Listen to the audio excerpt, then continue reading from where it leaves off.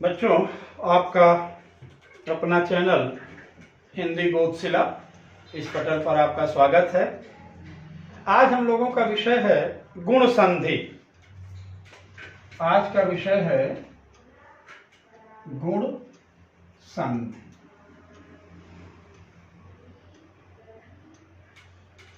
ठीक बच्चों, गुण गुण का मतलब क्या हुआ? तिर्यक योग। गुण का मतलब क्या हुआ? तिर्यक योग। अब आइए इसका सबसे पहले हम लोग सूत्र देखते हैं, इनका सूत्र क्या कह रहा है। तो सूत्र कह रहा है अदें गुणः। अदें गुणः। अगर इसे हम तोड़ें तो ये आएगा बन करके अपने स्थान पर अत एं गुणः। अत एं गुणः। अब सामान्यतः क्योंकि हम लोग हिंदी के विद्यार्थी हैं, यहाँ संस्कृत की व्याख्या करने की कोई औचित्य हम समझ नहीं पा रहे हैं। जैसे कभी संस्कृत की क्लास चलेगी तो उसके अनुसार चलेगा वो क्लास। यहाँ पर अत का सामान्य सा अर्थ आप निकाल लीजिएगा कि अत का अत बना, ता का दौ में परिवर्तन हुआ था। जैसे हमने बोला सत्य सत्य आचरण, तो संधि क्या होगा? सदाचरण। त का द में परिवर्तन। तो संधि के किसी विकरण के कारण यहाँ त जो है, यहाँ द जो है वह त में यानी त का परिवर्तन द में हुआ था। संधि करते समय हमने इसको तोड़ करके अलग कर दिया एक सामान्य जानकारी हेतु। इसमें कोई संस्कृत की व्याख्यायिता हम नहीं प्रकट करना चाहेंगे। तो यहाँ अत एं गुणः, अत का तात्पर्य यहाँ पर हम प्रस्तुत कर रहे हैं अ ई उ और री को हम यहाँ हटा दे रहे हैं क्योंकि उसका कोई औचित्य अवशेष बचा नहीं है। तो अ ई उ री। एं प्रत्याहार।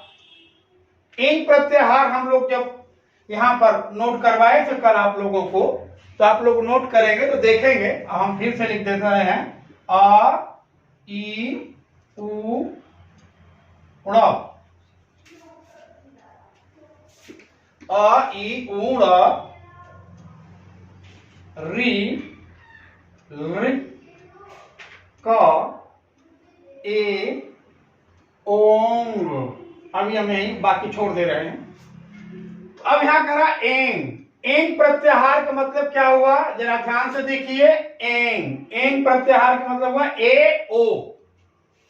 एंग प्रत्याहार का मतलब हुआ ए ओ। ठीक मित्रों, गुणा का मतलब हुआ विजातीय योग। विजातीय योग। ठीक बेटा। स्वजातीय योग किसमें था? दीर्घ संधि में था।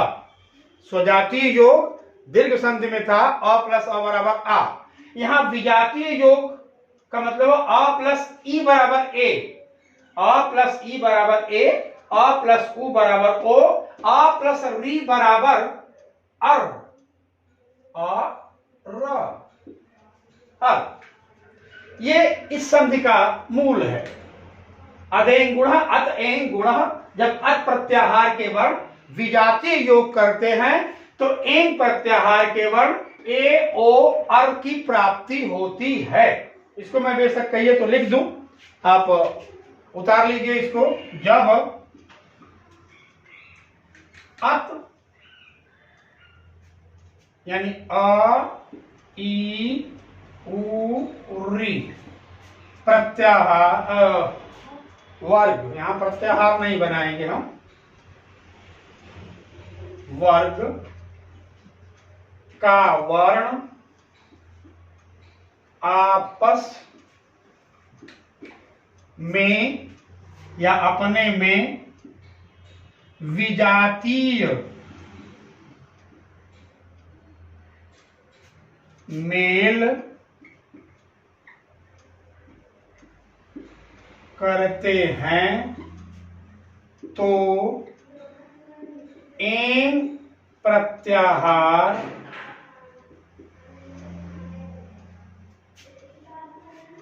के वर्ण, या वर्ण की जगह स्वर लिखिए, के स्वर ए ओ की प्राप्ति होती है। एक सामान्य संधि का जानकारी आपको प्रस्तुत किया हूं। यहां एक कह रहा है कि जब अत प्रत्याहार या अत वर्ग के वर्ण अपनी विजातीय मेल में प्रकट होते हैं तो एंग प्रत्याहार के स्वर यानी ए ओ की प्राप्ति होती है। ये हमारा है सूत्र का व्याख्या या सूत्र के एक सामान्य सी जानकारी। इसको याद रखिएगा। तो अ ई ए, अ उ ओ, अ री अर, यह है विजातीय योग। ये आप लिख लीजिए, इनको उतार लीजिए। फिर हम अब सीधे संधि पर आते हैं। बच्चों मैं इसे मिटा रहा हूं, आप कृपया इसको उतार लिए होंगे, आशा है मुझे। चलिए आइए, इसका संधि रूप क्या बनता है इसे आप देखें।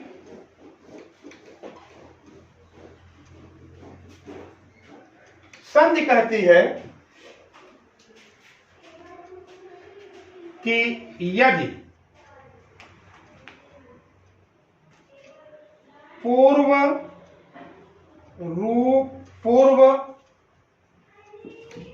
पद के अंत में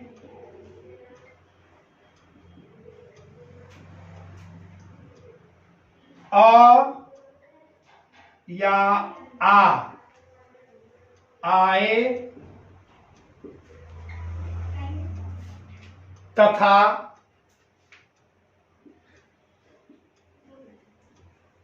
उत्तर पद के प्रथम वर्ण में, उत्तर पद के प्रथम वर्ण में ह्रस्व या दीर्घ ई उ री आए तो संधि होने पर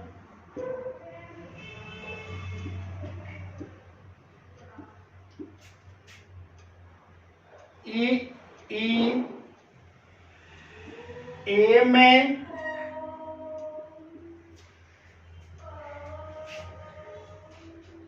उ या उ ओ में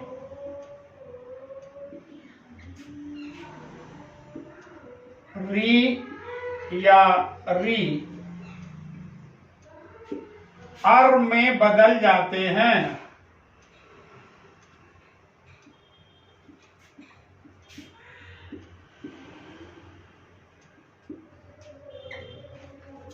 इनको आप नोट कर लें बच्चों। यदि पूर्व पद के अंत में अ अथवा आ आए तथा उत्तर पद के प्रथम वर्ण में ह्रस्व या दीर्घ ई उ री आए तो संधि होने पर ई ए में, उ ओ में और री अर में बदल जाता है। इसको आप उतार लें। अब हम इसका उदाहरण आपको देना शुरू करते हैं। आप देखिए,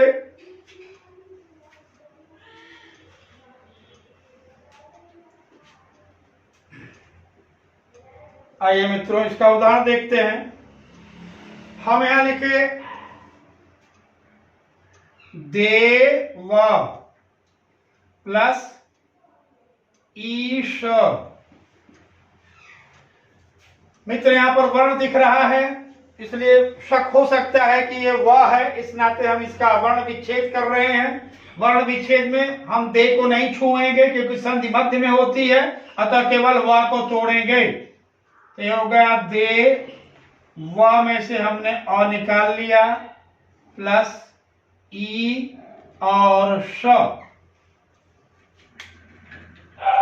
अब देखिएगा आते हैं गुणा हो जाएगा, अ के कारण ई क्या बनेगा, ए बनेगा, यानी अ और ई मिलके क्या बने, ए बन गए। अब यहां पर देखिए इस नियम को ध्यान से देखिए, अ आने के बाद अगर ई आए तो यहाँ अ आया, इधर ई आया, अतः ये दोनों मिलके क्या बन गए, ए बन गए। अब आप देखिए आगे, वह अपनी जगह आ गया, द को भी हम अपनी जगह उतार दिए और श अपने जगह आ गया। मित्र याद रखिए, बार बार मैं आपको कहता हूं कि संधि में यदि मध्य में स्वर होगा तो स्वर अपने बाएं चलेगा और व्यंजन होगा तो व्यंजन अपने दाहिने चलेगा, यानी ये दोनों चल रहे हैं, इन दोनों में संधि संभव है, संधि दिख रही है पूरा साफ साफ।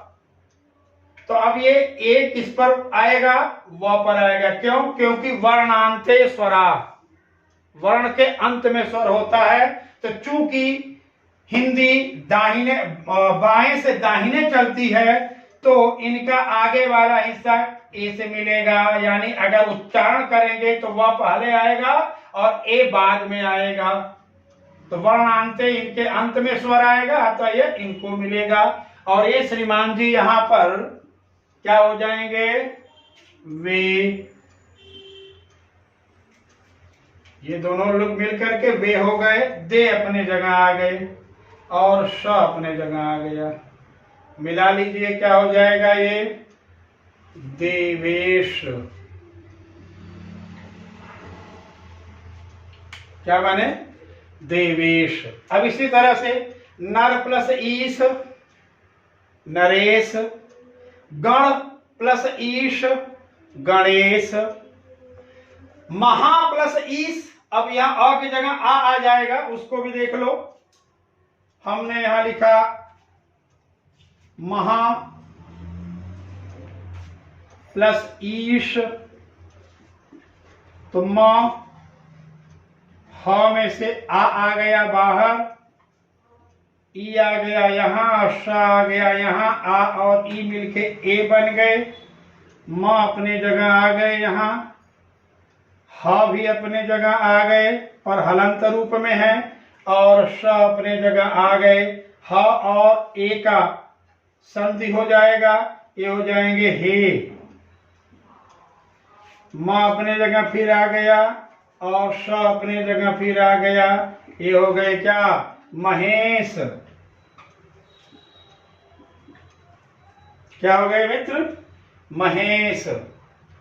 इसी तरह से दिन प्लस ईश, दिनेश। जितना आप बनाना चाहें आप इसका एग्जाम्पल दे सकते हैं और इनके एग्जाम्पल्स आप बना सकते हैं। तो हमने देखा कि ई ए में परिवर्तित हुआ, वो आपके सामने है। अब आते हैं ऊ का परिवर्तन। किसका परिवर्तन देखेंगे आप, ऊ का। ऊ कैसे परिवर्तित हो रहा है आप उसे देख लें, इनकी संधियां अपनी जगह आ जाएंगी। हमने यहां पर लिखा नर प्लस उत्तम, इसका अ है, हमने इसको मैं तोड़ देता हूं फिर से, एक एक उदाहरण हम आपका तोड़ दे रहे हैं, बाकी के एग्जांपल्स और प्रैक्टिस आप लोग बाबू कीजिएगा। ये हो गया न, र, अ, इसका भी स्वर बाहर आ गया, यहाँ उत्तम, ये आ गए, अ उ मिल गए, ओ बन गए, न अपने जगह, र अपने जगह, उत्तम अपने जगह आ गया।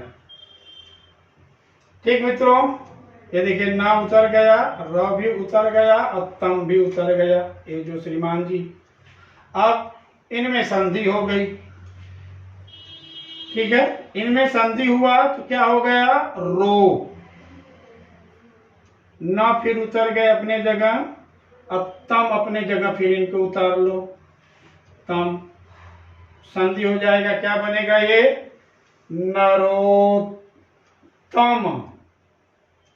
ये इसलिए मैं तोड़ रहा हूं मित्र, आपको बार बार ये तोड़ करके इसलिए दिखा रहा हूं क्योंकि इसका विच्छेद करने में आपको सुविधा हो जाएगी। संधि के शब्द और उदाहरण तो बच्चे याद कर लेते हैं, उनके पास संधि के याद रहता है, लेकिन जब उनको विच्छेद करने के लिए आता है तो विच्छेद करने की स्थिति में वो फिर घबराने लगते हैं और नहीं समझ पाते कि कौन सा स्वर किधर जाएगा।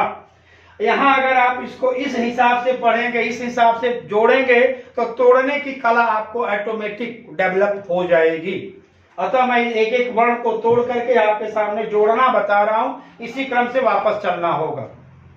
अब जैसे नरोत्तम हो गया, इसी तरह से पुरुषोत्तम हो गया, या इसी तरह से भाग्य उदय, भाग्य उदय क्या हो जाएगा, भाग्योदय।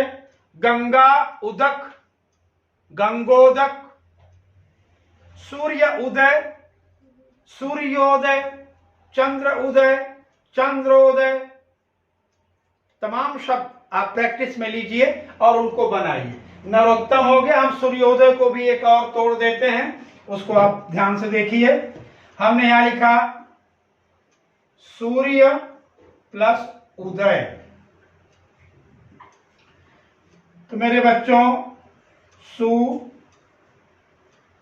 और यहां पर इनको निकाल लिए, ये आ गए बाहर।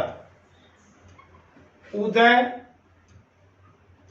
ये हो गए, आ और उ मिलके ओ बना, इस ओ को अपने जगह रख दो।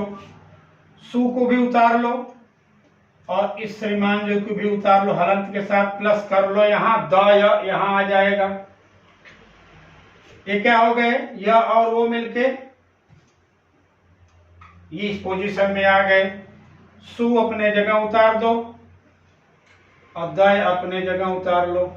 संधि कर दोगे क्या हो जाएगा, ये सूर्योदय, सूर्योदय।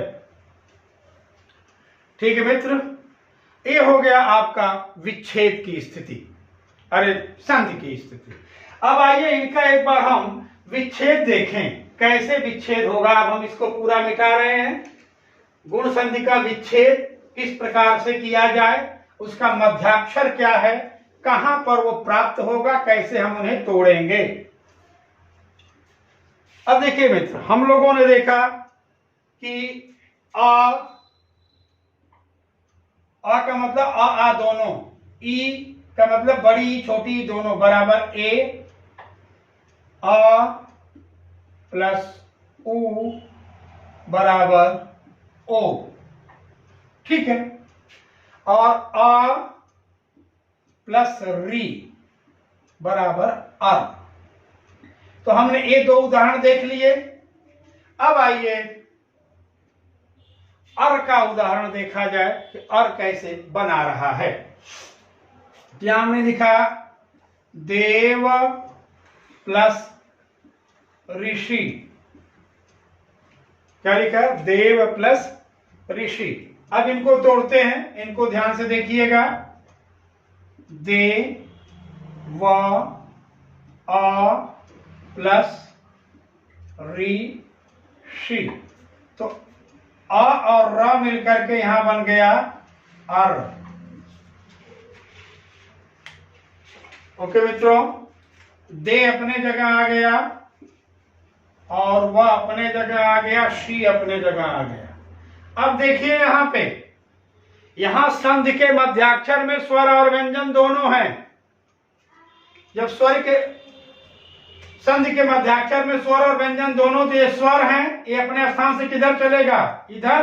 और ये व्यंजन है, अपने स्थान से किधर जाएंगे, इधर जाएंगे। लेकिन ये श्रीमान जी जो र हैं, ये वर्ण नहीं व्यंजन है, यानी रेफ हैं। और रेफ कहां बैठेगा, शिरोरेखा पर। रेफ कहां जाएगा, शिरोरेखा पर, अपने आगे के वर्ण पर आकर के उसके शिरोरेखा पर बैठता है। तो अब यहां पर व और अ जुड़ करके व हो गए, दे अपने जगह आ गए। अब ये री क्या है, आधा है। तो आधा री यहां से उड़ेगा और यहां आके बैठेगा। तो क्या हो जाएगा, यहां सी क्या बन गए, देवार्षि। देव ऋषि, देवाऋषि। इसी तरह से योग ऋषि, योगर्षि, राज ऋषि, राजर्षि। जितना भी आप शब्द बनाना चाहें इस नियम से आप बना सकते हैं। तो अब हमने देखा अ प्लस ई बराबर ए कैसे जुड़ा था, ये देख लिए। अ प्लस उ बराबर ओ कैसे जुड़ा, ये देख लिए। अ प्लस री बराबर अर, इनका क्या विधान है, ये आपके सामने है। अब सवाल आता है कि इनको तोड़े कैसे, इनका विच्छेद कैसे किया जाए। कभी कभी क्या होता है मित्रों, संधि देगा और संधि के 4 तरह से विच्छेद कर देगा, पूछेगा इसमें से कौन विच्छेद सही है। ठीक है, कभी कभी विच्छेद दे देगा, उसकी 4 संधियां बना के दे देगा, वो पूछेगा इसमें कौन सही है। तो यदि वास्तव में आप वर्णों का मेल करना और वर्णों को तोड़ने की कला सीख जाओगे तो कभी भी आपकी संधि या आपका विच्छेद गलत नहीं हो सकता। चूंकि ऑफ क्लास नहीं है, ऑन क्लास पढ़ा रहा हूं मैं, तो बड़े सीमित समय और सीमित स्थिति से ही आपको देना है। ऑफलाइन क्लास में मेरी गारंटी होती है कि मेरे बच्चों को हिंदी का व्याकरण दोबारा पढ़ने की आवश्यकता नहीं रह जाती और न ही घर जाके याद करने का जरूरत। क्लास में ही क्लास होती है, क्लास में उनको कंफर्म हो जाता है, सारे डाउट्स क्लियर हो जाते हैं, सभी तरह के घुमावदार जितने भी प्रश्न होते हैं सब क्लियर हो जाते हैं। लेकिन मेरे मित्रों, यहाँ पर समय का अभाव, जगह का भी अभाव है, फिर भी आपको मैं जो अधिक से अधिक क्लियर करने की कोशिश कर रहा हूं, उसे ध्यान दीजिए। तो ये तो हमने आपको संधि बता दिया। अब आइए इनका विच्छेद देखते हैं, इनका विच्छेद कैसे होता है। तो मेरे मित्र, ये तो क्लियर हो गया, अब इसको भी मैं मिटा रहा हूं। सबसे बड़ा चीज क्या आया कि हमारे पास जो गुण स्वर हैं वो कौन कौन से हैं। गुण स्वर हैं ए, ओ, अर। ए गुण स्वर है दोस्तों, याद रखना, ए, ओ, अर। इन्हीं को हम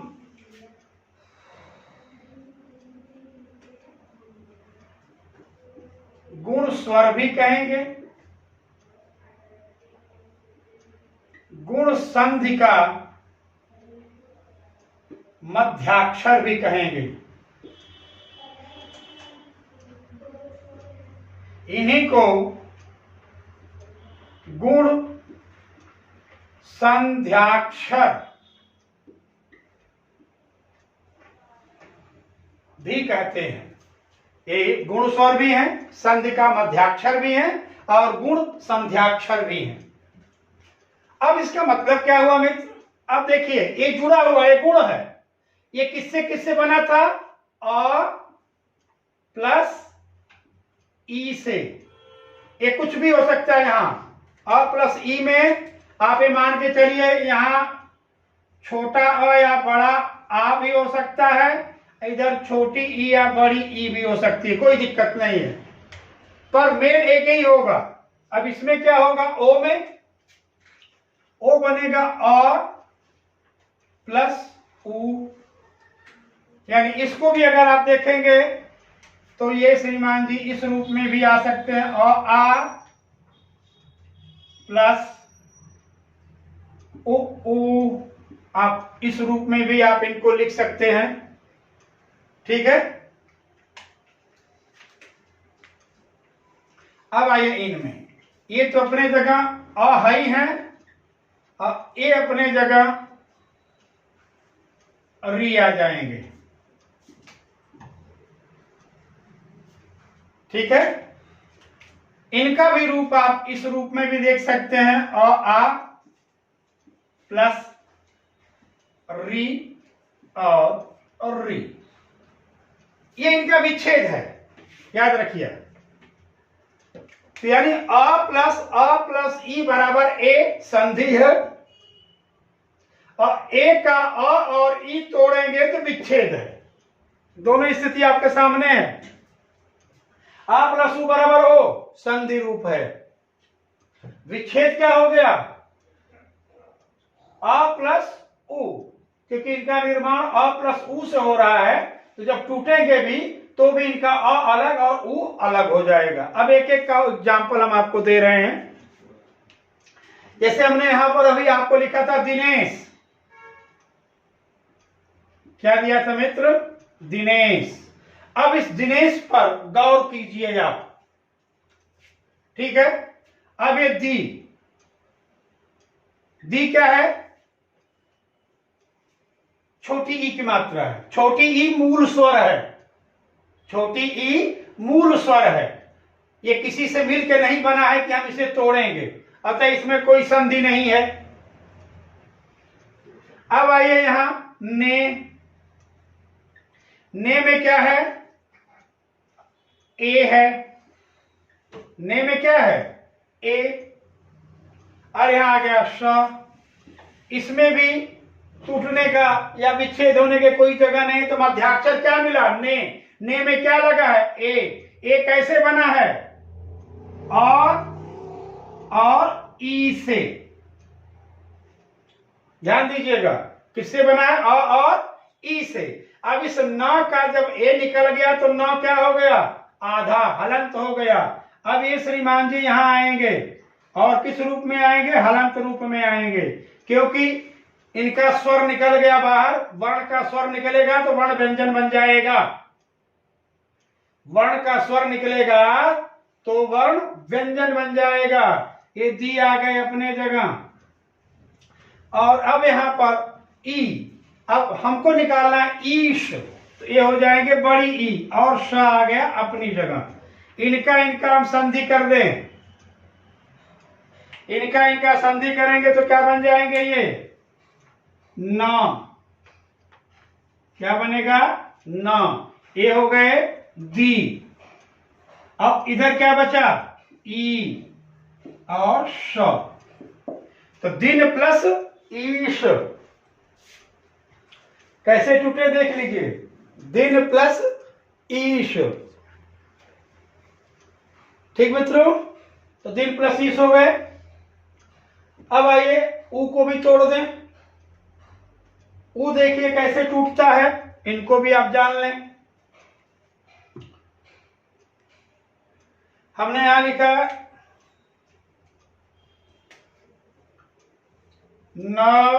नरोत्तम। मध्याक्षर में क्या मिला आपको? संधि का मध्याक्षर क्या है? ओ। संधि का मध्याक्षर है ओ। अब ये ओ कैसे टूटा? टूटेगा और ऊ से, और ऊ से। तो देखिए हमने फिर आपको बता रहा हूं, रो क्या है? वर्ण है। वर्ण का स्वर निकल गया तो वर्ण व्यंजन बन गया। व्यंजन बना तो यहां क्या आएगा? ना और र में हलंत हो जाएगा। आयतम अपने जगह आ गया। अब यहां र और अ मिलके क्या हो गए? र, वर्ण बन गया। फिर न अपने जगह उतर गया, नर। और इधर क्या हो गया? ये उत्तम।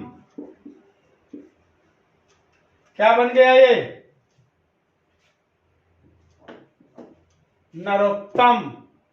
अब इसी तरह से एक और उदाहरण आप देख लीजिए, फिर आगे चलते हैं। इनके अपवाद मुख्य रूप से क्या है? हमारे अपवाद हैं, उनको पहले देखा जाए। ये हो गए जी अर, ठीक मित्र। और हमने शब्द दिया आपको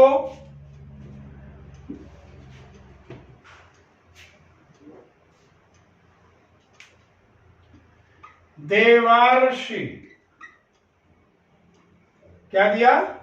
देवर्षि। अब यहां पर देखिए देवर्ष में क्या है? अर है। देवर्ष में क्या है? अर है। अब यहां पर तोड़िए आप, क्योंकि अर जहां आएगा, अर जहां आएगा वहीं पर टूटेगा। तो व का और ये जो श पर बैठा है र, यही है ना ऋषि। तो अब यहां पर मैं तोड़ा, दे को अपने जगह कर दिया, व को भी निकाल के आ को बाहर कर दिया। और ये गया है, ये र यहां से गया है अ के साथ से, तो हम इनको यहां से उठा करके यहां लगा दिए, तो शेष क्या बचेगा अब यहां सी, शेष क्या बचा सी। अब ये आ गए यहां, मिल जाएंगे देव, हो गया देव। आइए र अपने स में री में परिवर्तित हो जाएगा, र का परिवर्तन फिर कहां हो जाएगा री में, और सी यहां आ गया, क्या हो गया ये देव ऋषि, देव ऋषि। देवर्षि जब तोड़े तो व और र, अ और र अर बना, तो ये अ व को दे करके हमने बाहर कर लिया, निकल गए बाहर, और ऋषि अपने जगह, रा का परिवर्तन री में आकर के ऋषि अपने जगह आ गया। ये आपका मेरे मित्रों विच्छेद का नियम है। इसके गौर से अगर आप देखेंगे, जो एक एक का ही मैंने विच्छेद किया, इस तरह से आप दो दो चार चार शब्दों का शब्द सिद्धि कीजिएगा, अपने आप आपको इनको तोड़ने का विधा हो जाएगा। जोड़ने के लिए ऊपर जाइए, तोड़ने के लिए नीचे आइए, उसी हिसाब से यहां पर भी अपने शब्दों का चयन कीजिए और शब्दों को उसी हिसाब से तोड़िए। ठीक मित्रों, ये हो गया आपका गुण संधि और उसका विच्छेद। गुण संधि हो गई और इसका क्या हो गया, ये विच्छेद हो गया, व विच्छेद। अब आते हैं मित्र, कुछ ऐसे भी शब्द हैं जिनमें गुण होने का विधान होता है, पर गुण की जगह वह वृद्धि या अन्य किसी संधि में चले जाएंगे, पर गुण नहीं होंगे। ऐसे कुछ शब्द हैं, उनको आप बताइएगा कुल, तो हम आपको, आइए थोड़ा आपको बस एक दो, समय का अभाव है इस नाते थोड़ा एक दो उसको देख लिया जाए जो इसके अपवाद हैं। अपवाद की स्थिति में आते हैं मित्र, अपवाद देख लीजिए। अब उन अपवादों का संस्कृत में अपना सिद्धांत है, ये बात नहीं है कि वो बिना सिद्धांत के अपने आप पे जोड़ दिए गए हैं। संस्कृत में उनका अपना सिद्धांत है, लेकिन हिंदी में यहां आपके लिए वो अपवाद शब्द के रूप में दिखाई पड़ेंगे, ठीक है, और अपवाद के रूप में पूछे भी जाते हैं। जहां संधि होते हुए भी संधि न की जाए वो प्रकृति भाव है, ठीक है। यहां संधि है पर वह संधि किसी कारणवश, कारक के कारण, समास के कारण या अन्य किसी पदेन प्रक्रिया के कारण संधि न की जा रही हो, वहां पर भी प्रकृति भाव या अपवाद मान लिए जाएंगे। तो एक दो उदाहरण आप लोग उसके भी देख लीजिए, उससे आप लोगों को हो सकता है कि सुविधा हो। जैसे हमने यहां लिखा अक्ष, अक्ष हुआ, ऊहनी, ऊहनी। अब साफ साफ देख रहा है यहां कि अक्ष ऊहनी में यहां पर अ प्लस उ बराबर ओ होना चाहिए, अ प्लस उ बराबर ओ, लेकिन यहां ये नहीं हो रहा है। ये क्या हो रहा है, यहां अक्षौहिणी हो जा रहा है, यानी अ प्लस उ बराबर ओ। देखिए छ में अ है प्लस उ बराबर ओ न होकर ये आव हो रहा है। क्या हो रहा है, आव, यानी गुण संधि होते हुए भी हम गुण संधि ना करके वृद्धि कर दिए, वृद्धि आदेश हो गया। वृद्धि आदेश होते क्या हो गया, अक्षौहिणी। क्या बना ये, अक्षौहिणी। अक्षौहिणी एक सेना होती है जिसमें कि आप ये मान करके चलिए कि लगभग 21,800 के आसपास रथ होते हैं, लगभग इतना ही हाथी होते हैं, 10 लाख के आसपास उनमें पैदल सैनिक होते हैं, इस तरह से उन सैनिकों के एक समूह को अक्षौहिणी कहा जाता है। जबकि यहाँ पर है अक्षौहिणी। अब यहाँ एक परिवर्तन और है मित्रों, उसको भी जान लीजिए। क्या वो परिवर्तन है? नी का अणी में परिवर्तन। नी में परिवर्तित हुआ। आप सवाल कर सकते हैं कि सर यहां तो लिखा गया अक्षौहिणी, तो अक्षौहिणी होना चाहिए, अक्षौहिणी क्यों हो गया? क्योंकि ये भी एक संधि है, ये भी एक संधि है। कौन सी संधि है? न का ण में परिवर्तन। न का ण में परिवर्तन जब री रस्व के कारण न में परिवर्तित होता है, जैसे हम उसका भी एक आपको उदाहरण दे देते हैं। यहां पर हमने यहां लिखा प्र प्लस नाम, इसकी संधि क्या होगा? प्रणाम। या हमने यहां लिखा कृष प्लस न, तो ण में परिवर्तित हो गया, क्या हो गया ये? कृष्ण। उसी तरह से विश्व प्लस नु, विष्णु। परि प्लस मान, परिमाण। तो न का ण में परिवर्तन होता है, वही परिवर्तन यहां पर नी में परिवर्तित हुआ है, उसी सिद्धांत के अंतर्गत। तो देखो मित्रों, कहने का तात्पर्य है कि यहाँ अ प्लस उ बराबर ओ गुण संधि होते हुए भी हम गुण संधि न करके हमने वृद्धि का आदेश कर दिया। जब वृद्धि का आदेश हो गया तो ये शब्द गुण से निकल करके गुण का अपवाद बन गया। ठीक है, आइए एक उदाहरण और हम आपको दे दें।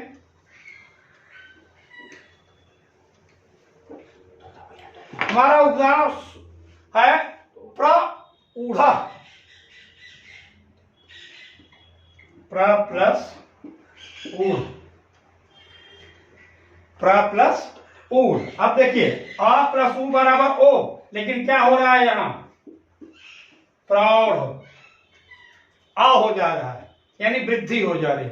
तो ये भी शब्द क्या है? अपवाद है।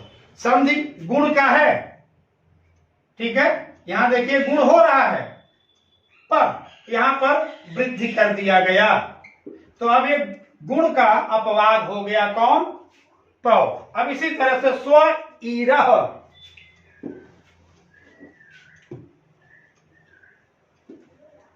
स्व प्लस ईरह, यहां पर भी देखिए आपको गुण है, क्योंकि अ प्लस ई बराबर ए, लेकिन यहां क्या हो रहा है? स्वैरह, यहां आय हो रहा है, जबकि होना क्या चाहिए? अ प्लस ई बराबर ए, यहां ए होना चाहिए, पर आय हो रहा है। ठीक है ना? यानी गुण की जगह पर वृद्धि आदेश हो गया, अतः यह भी गुण संधि का एक अपवाद है। तो मित्र, इसी तरह से बहुत सारे अपवादित शब्द हैं। कभी फुर्सत की क्लास मिलेगी तो हम ये सब डिटेल करेंगे। अभी आपको केवल हमको गुण संधित करना था। संधि क्या है, उसके सूत्र कैसे रहे, उनका विच्छेद करने की विधा क्या है, उनका मध्याक्षर कौन से हैं, और मध्याक्षरों को जब तोड़ेंगे तो किस प्रारूप में टूटेगा, उसी प्रारूप से विच्छेद होगा।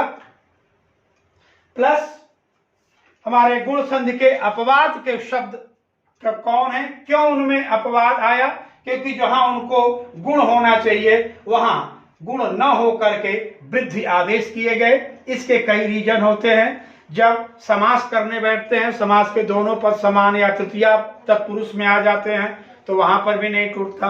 ऋतः शब्द जब आ जाता है, स्व के बाद ऋतः आता है, तो उनमें भी स्थिति वृद्धि का ही आदेश किया जाता है। तमाम संस्कृत के व्याकरण में इनके नियमावलियां हैं, लेकिन हिंदी में सिर्फ आपसे इतने पूछ दिया जाएगा कि इसका प्रौढ़ अगर है या तोड़ दिया, जैसे मान लो कि आपको इसी को तोड़ा, तो तोड़ेगा तो बताएगा इसमें कौन सी संधि है, बताइए।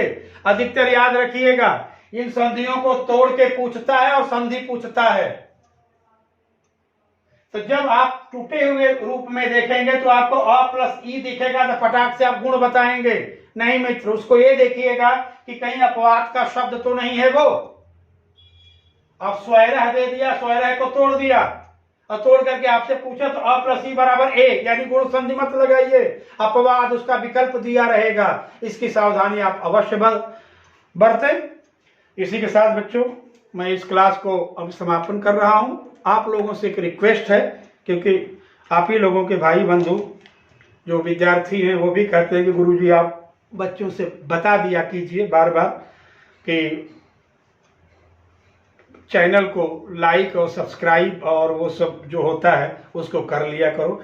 मेरे बच्चों, ये चीज़ें हम आपको दे रहे हैं, इसका हम आपसे कोई पेमेंट नहीं ले रहे हैं।